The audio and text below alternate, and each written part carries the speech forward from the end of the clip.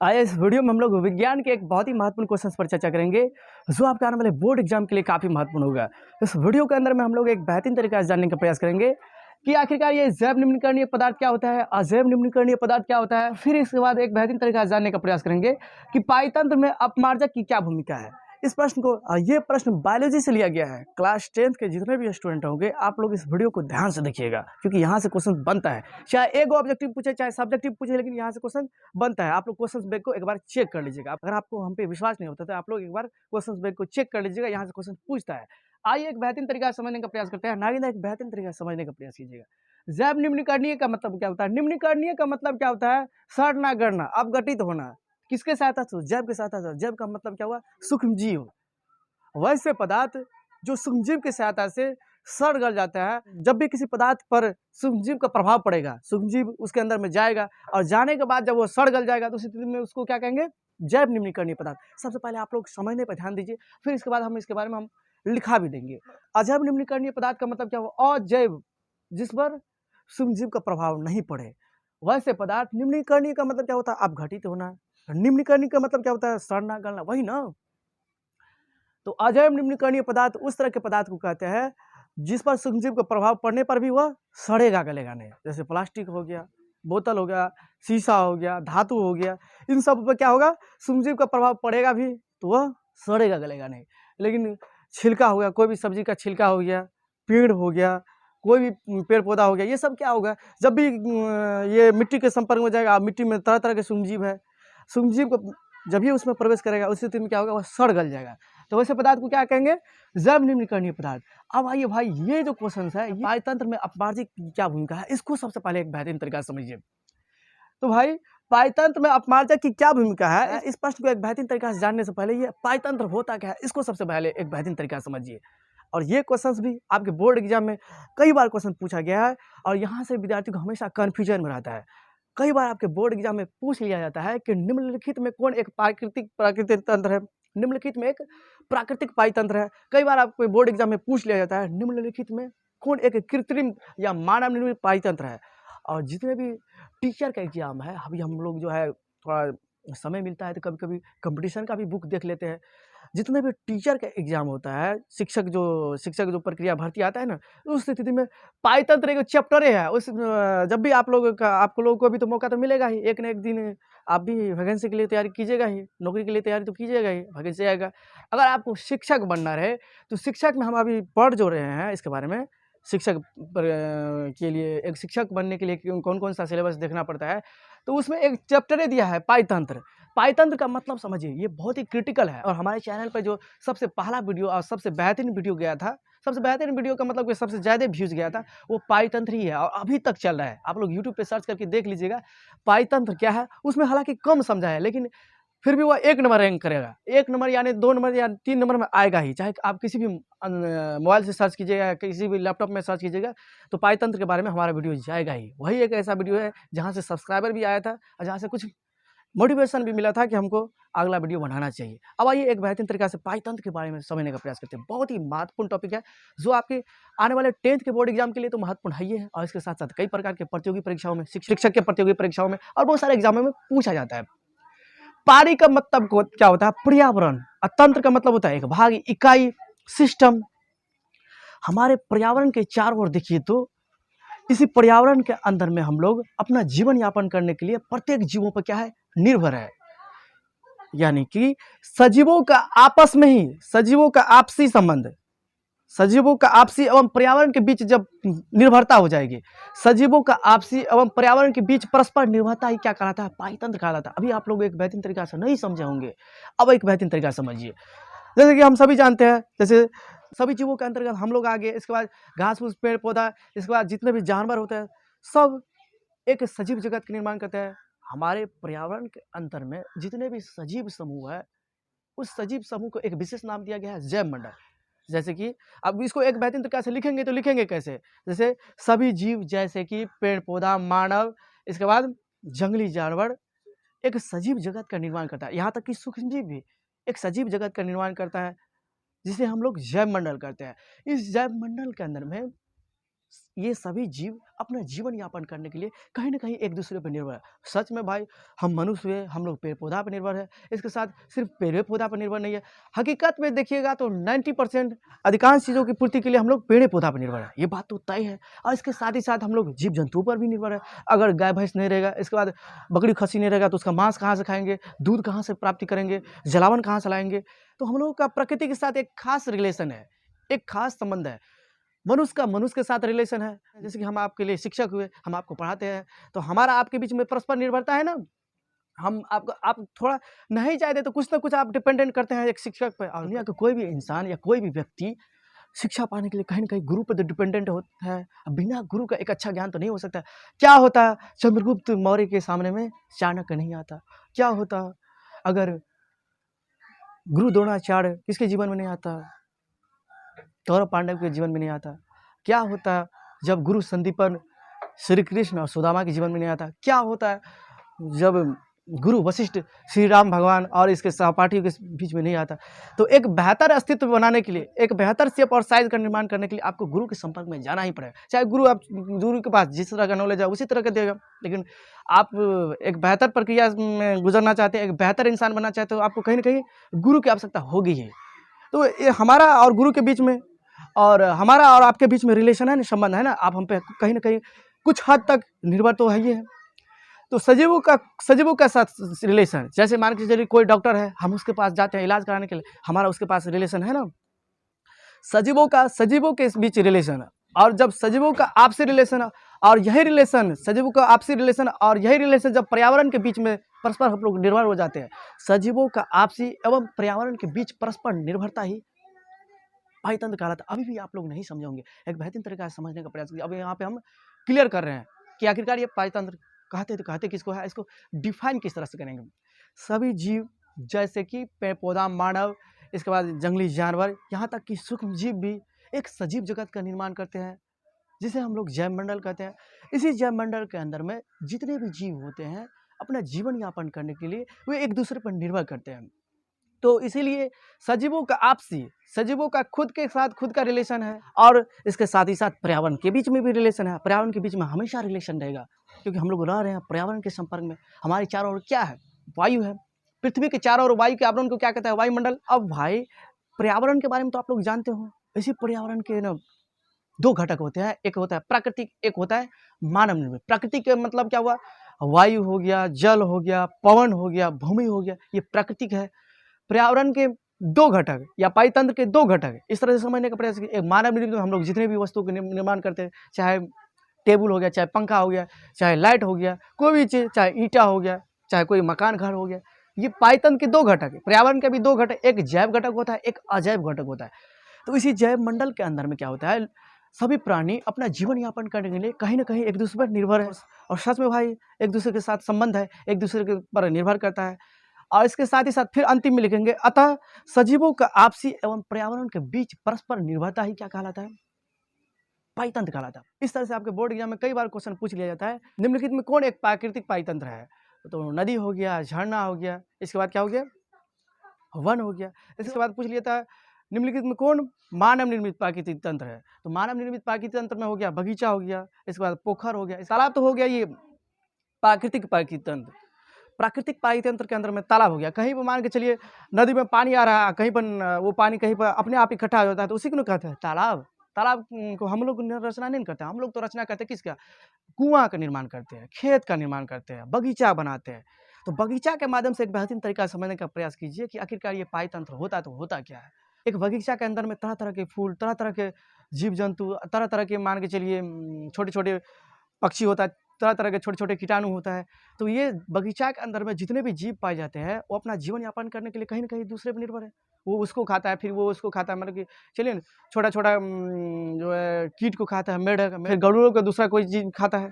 तो इस तरह से एक बगीचा के अंदर में जितने भी जीव पाए जाते हैं वो अपना जीवन यापन करने के लिए कहीं ना कहीं एक दूसरे पर डिपेंडेंट है। और हम लोग कहाँ पर रह रहे हैं? तो पर्यावरण में रह रहे हैं।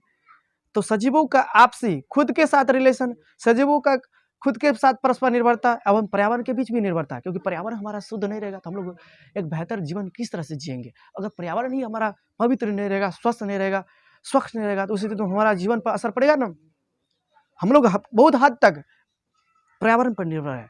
नहीं कहता है पहले के ज़माने में बूढ़ा लोग सब क्या कहता था, उस समय का ज़माना अब नहीं रहा, उस समय का पर्यावरण, उस समय का वातावरण, उस समय का अच्छाई अब दुनिया में नहीं रहा। अब क्यों नहीं रहा? क्योंकि अब हम लोग तरह-तरह का जीवाश्म ईंधन से चलने वाली गाड़ियों का इस्तेमाल कर रहे हैं, जिसके कारण पर्यावरण प्रदूषित हो गया। एक बेहतरीन तरीके से हम पूरा डेप्थ में लेके जा रहे हैं।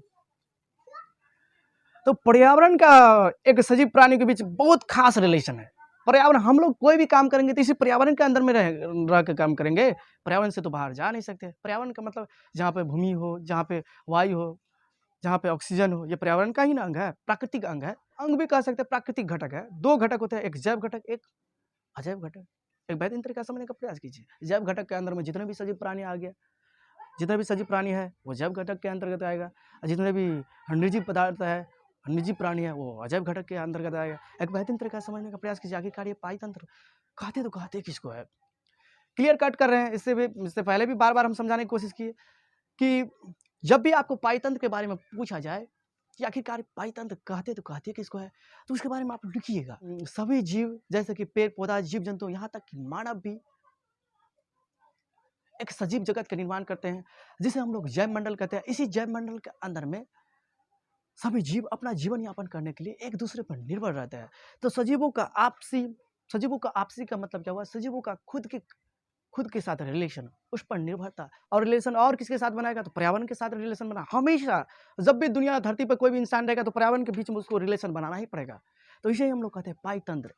एक सजीव जगत को एक बेहतर तरीका से चलाने के लिए, एक बेहतर व्यवस्थित होने के लिए आपको पर्यावरण के बीच में जाना ही पड़ेगा। एक बेहतर पर्यावरण की आवश्यकता होगा ही। पर्यावरण के संपर्क में तो हमेशा रहेंगे हम लोग। ऐसी बात तो नहीं है जो हम लोग चले जाएंगे अंतरिक्ष में। अंतरिक्ष में जाएंगे, पता चला मर गए, वहाँ पर वायु नहीं है। और जहाँ वायु नहीं होगा तो उस स्थिति में हम लोग जीवन किस तरह से चलेगा? नहीं चलेगा। जीवन का अस्तित्व भी खत्म हो जाएगा, क्योंकि हम लोग को श्वसन के रूप में तो सभी जानते हैं, ऑक्सीजन तो चाहिए ही। पायतंत्र 2 प्रकार के, एक मानव निर्मित पायतंत्र तंत्र, दूसरा प्राकृतिक तंत्र, जैसा कि इसके बारे में समझ लिए होंगे। वैसे यहाँ पे हम स्क्रीनशॉट दे रहे हैं, इसको एक बेहतरीन तरीके से तैयारी कर लीजिएगा कि आखिरकार पायतंत्र किसे कहते हैं, पायतंत्र कितने प्रकार के होते हैं। जो भी यहाँ पे दे रहे हैं उसको एक बेहतरीन तरीके से तैयारी कर लीजिएगा। यहीं से क्वेश्चन पूछा जाएगा आपके बोर्ड एग्जाम में। अब आइए एक बेहतरीन तरीके से समझने का प्रयास करते हैं कि आखिरकार ये पायतंत्र में अपमार्जक की क्या भूमिका होती है। अपमार्जक का मतलब होता है सूक्ष्म जीव, छोटे जीवाणु। अगर किसी भी पायतंत्र के अंदर में अपमार्जक नहीं रहे, सूक्ष्म जीव नहीं रहे, तो कोई भी पदार्थ वैसे नहीं रहेगा। और जब कोई भी पदार्थ वैसे नहीं रहेगा तो हमेशा के पर्यावरण के लिए क्या होगा? नुकसानदायक होगा, पर्यावरण प्रदूषित करेगा। अब बोलेगा सर जी कैसे? मान के चलिए लकड़ी है या कोई भी बुरादा है, मान के चलिए कोई भी, मान के चलिए लोहा ही है, और लोहा का बुरादा, लोहा को जहाँ पर हम लोग काम करते थे थोड़ा छोटा कण रहता है ना, या बहुत सारे जैसे कि छिलका ही हो गया, बहुत ज़्यादा सब्जियों का छिलका हो गया, जितने भी मतलब कि पेड़ पौधा हो गया, अगर ये पर्यावरण के अंदर में ऐसे ही रहेगा, कागज हो गया, कोई भी प्लास्टिक हो गया, हालांकि प्लास्टिक जल्दी सड़ता नहीं है। लमसम में समझिए ना, हमारा कितना युग बीत जाएगा तब प्लास्टिक सड़ता है। और इसके बाद प्लास्टिक के अलावा जितने भी जैसे कि चमड़ा हो गया या कोई भी पदार्थ देखिए, अगर मान कर चलिए अगर उस जीव नहीं रहता तो उस दिन उसको सड़ाता गलाता कौन?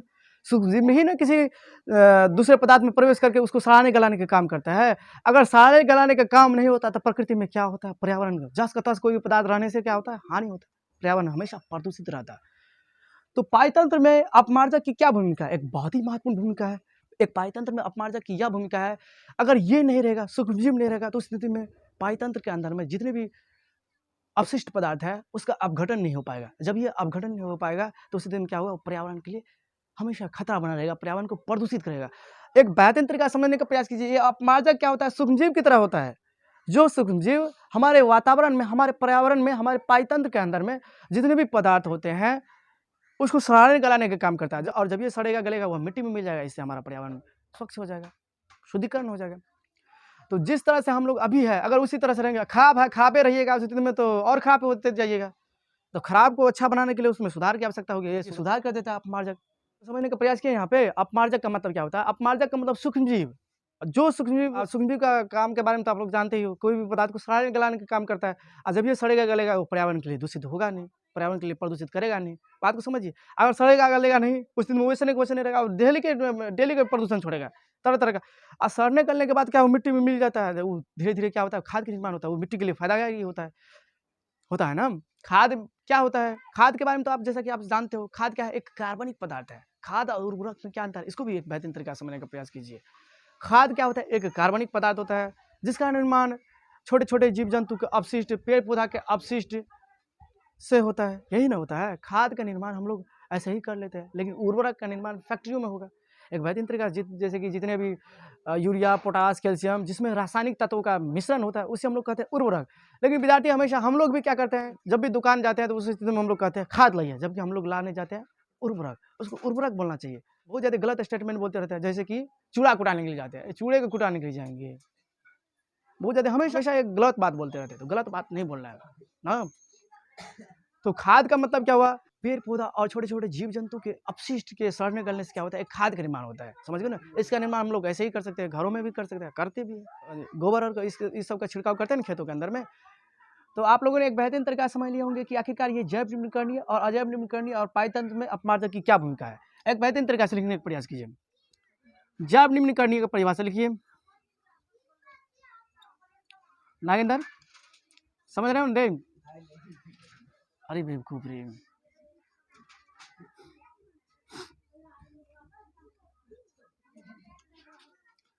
वायु से पदार्थ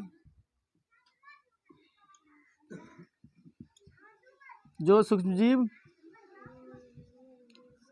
की सहायता से सड़गल जाता है उसे ही जैव निम्नीकरणीय पदार्थ कहते हैं।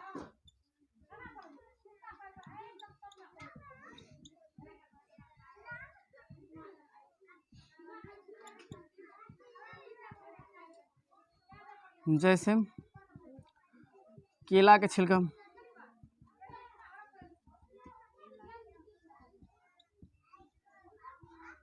लकड़ी, कागज, ये सब क्या होगा, जब भी इस पर सूक्ष्मजीव का प्रभाव होगा उस स्थिति में ये क्या होगा, सड़ गल जाएगा। तो वैसे पदार्थ जिस पर सूक्ष्मजीव का प्रभाव पड़ने के बाद वो सड़ गल जाए, कई रूपों में लिख सकते हैं आप, बस आप समझ गए होंगे तो लिखिए जल्दी।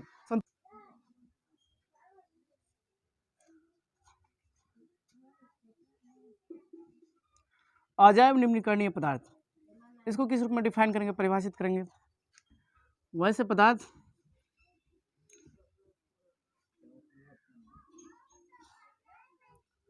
जो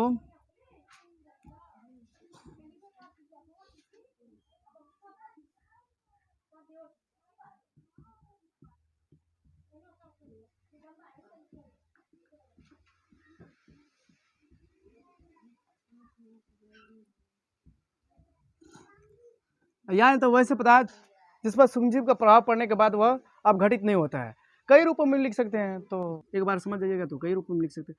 वैसे पदार्थ जो सूक्ष्मजीव की सहायता सड़ता गलता नहीं है उसे ही अजैव, उसे ही अजैव निम्नीकरणीय पदार्थ कहते हैं।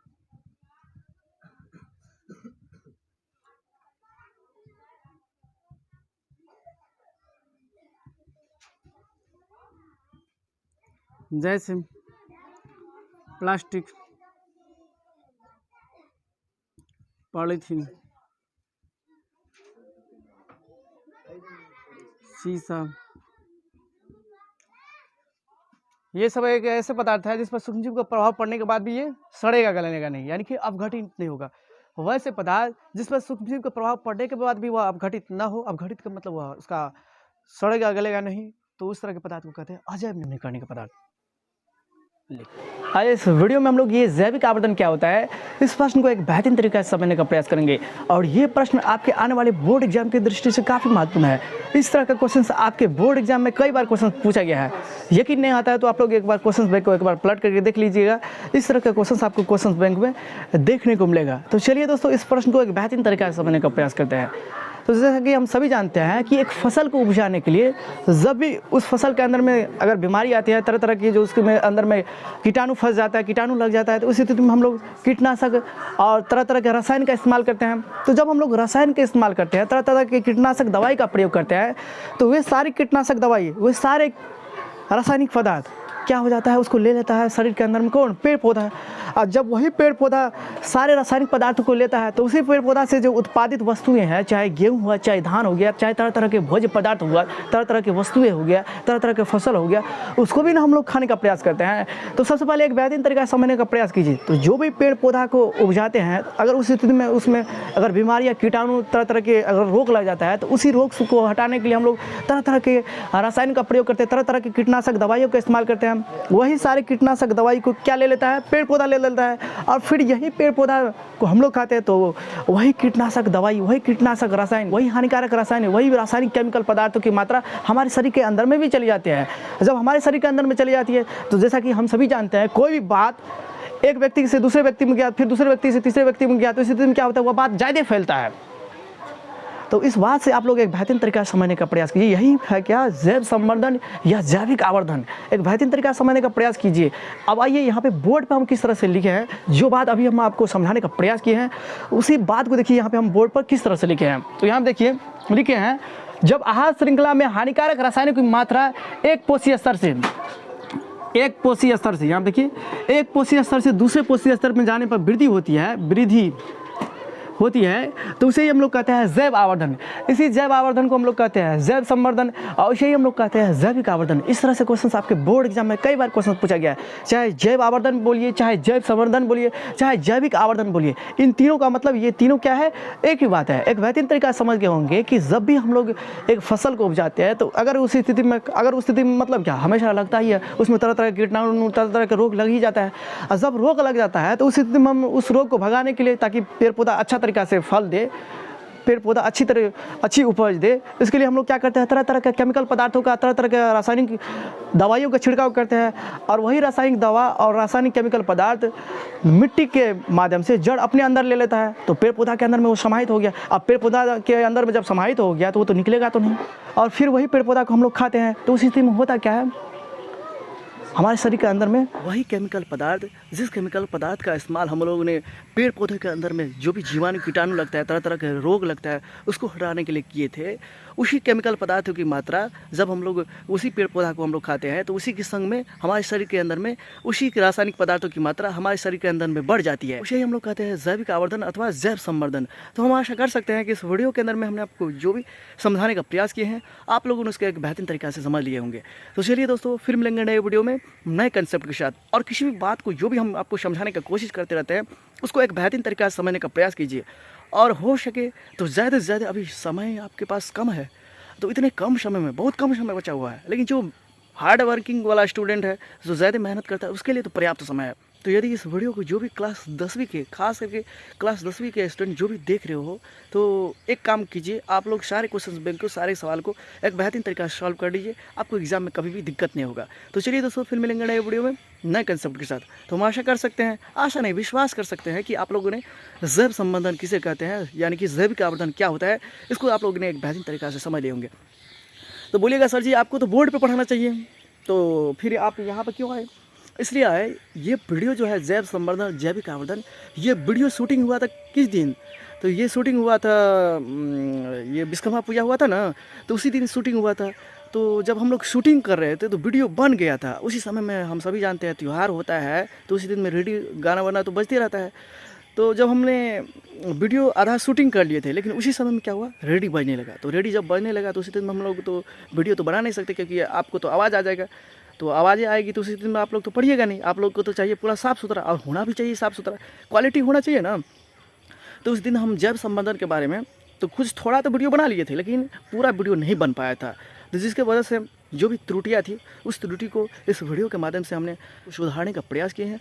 इसलिए ये वीडियो आज के दिन डाल रहे हैं। ये हालांकि ये जैव संवर्धन क्या है, जैविक आवर्धन क्या है, ये वीडियो शूटिंग हो गया था विश्वकर्मा पूजा के दिन ही, समझ गए ना। तो रेडी बजने के कारण से हम लोगों ने उस दिन वीडियो रिकॉर्ड करना छोड़ दिए थे। तो जिसकी वजह से आज हम लोग वीडियो थोड़ा शूट कर लिए और आपको समझाने का प्रयास कर रहे हैं। यदि आप लोग एग्जाम में बेहतर करना चाहते हो तो हमारे चैनल के माध्यम से जितने भी वीडियो डाला गया है उन सारे वीडियो को आप लोग जरूर देखिएगा, आपको बहुत ही बेनिफिट्स मिलेगा।